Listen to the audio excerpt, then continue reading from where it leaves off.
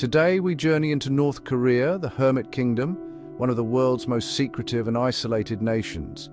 We'll uncover 15 shocking facts that even most visitors never hear, exploring the rules, realities, and grand displays that define life here. Let's step across the threshold and discover the hidden world of North Korea.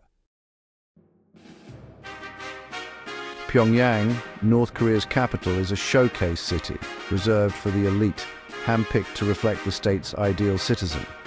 For travelers, every experience here is carefully curated, offering only a glimpse of the country's most privileged and controlled environment. In North Korea, you're never truly alone. Government minders, often called guides, accompany you at every step, shaping your entire experience from the moment you arrive until you leave. Their presence is constant, ensuring that you see only what they want you to see and hear only what they want you to hear. Every movement is observed and every moment is curated. Spontaneous exploration is impossible. Your itinerary is fixed and every interaction is mediated. There's no wandering off or making unplanned stops. Your journey is tightly controlled and even casual conversations are monitored. Guides are charming, knowledgeable, and speak with practiced politeness, but always maintain an invisible barrier. Their friendliness is genuine, yet there's a sense of distance, as if they're always performing a role.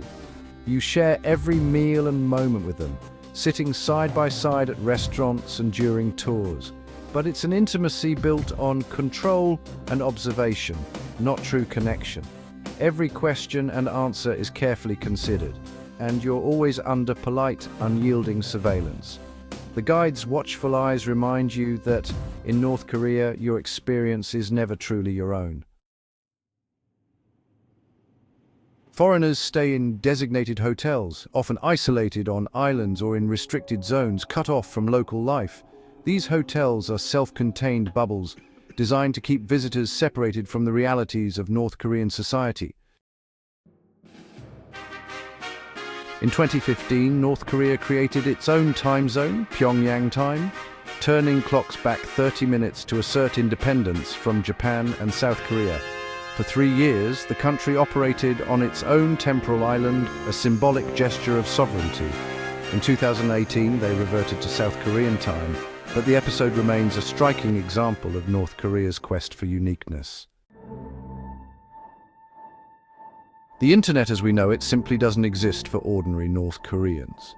Instead of the open web, they use a tightly controlled government-run intranet called Kwangmyong. This network is completely isolated from the rest of the world, offering only a handful of approved websites, educational resources, and state propaganda.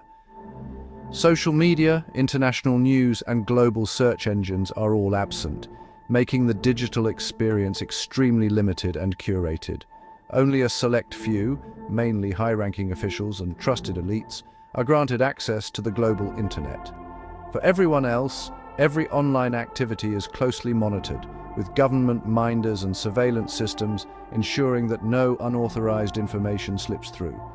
The digital world here is not a place for exploration, but for observation and control. All information is strictly state-controlled, creating a profound information vacuum. Citizens are insulated from outside perspectives, with news and knowledge filtered through the lens of government ideology. The result is a society where curiosity about the outside world is discouraged, and alternative viewpoints are rarely encountered. The very idea of browsing freely or searching for answers online is completely foreign here.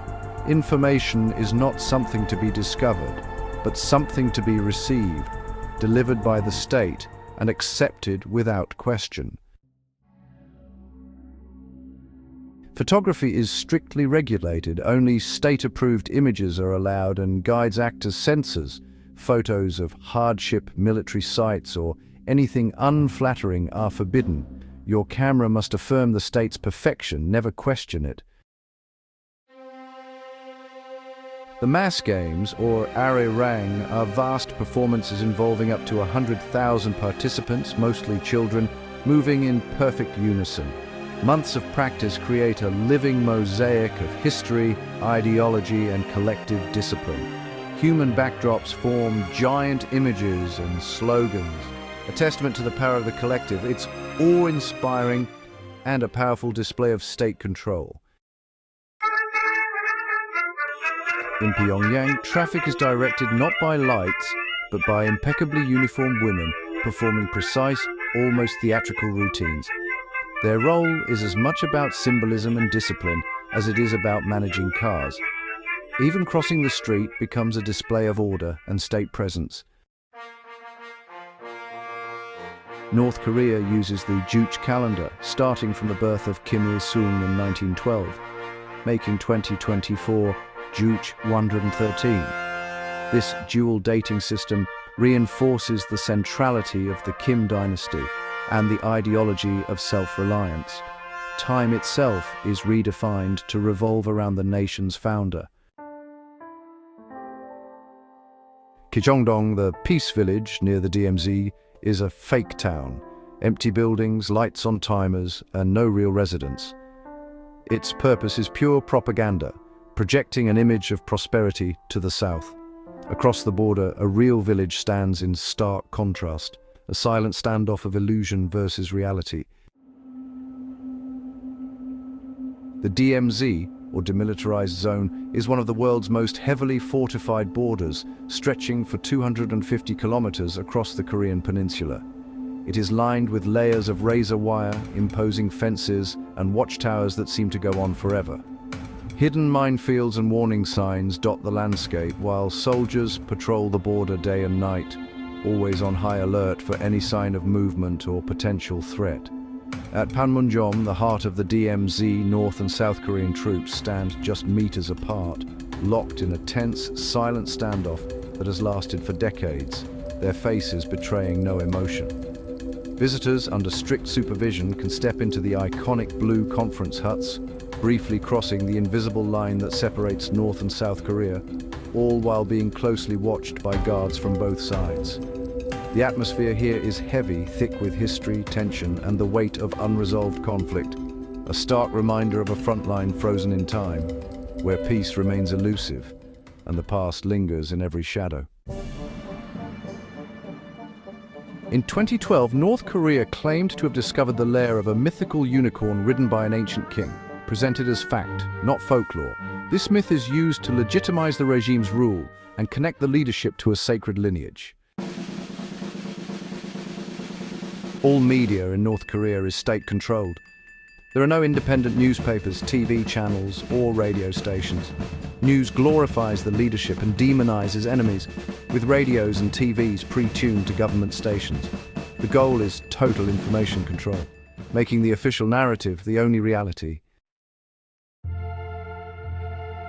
Outside Pyongyang's illuminated core, electricity is scarce. Blackouts are common, and many rely on generators or daylight. Satellite images show South Korea ablaze with light, while North Korea is shrouded in darkness except for Pyongyang. This stark contrast reveals the deep divide between the capital and the rest of the country. North Korea's leaders are revered like deities. Their portraits are everywhere, and strict rules govern how their images are treated. Visitors must bow to statues, handle images with care, and never crop or disrespect any depiction of the leaders. Disrespect, even accidental, is not tolerated. Thank you for joining this rare journey into North Korea, a world of strict rules, grand illusions, and hidden realities. If you value curiosity and understanding, consider subscribing to support more explorations like this. The world is full of wonders. Our journey has only just begun,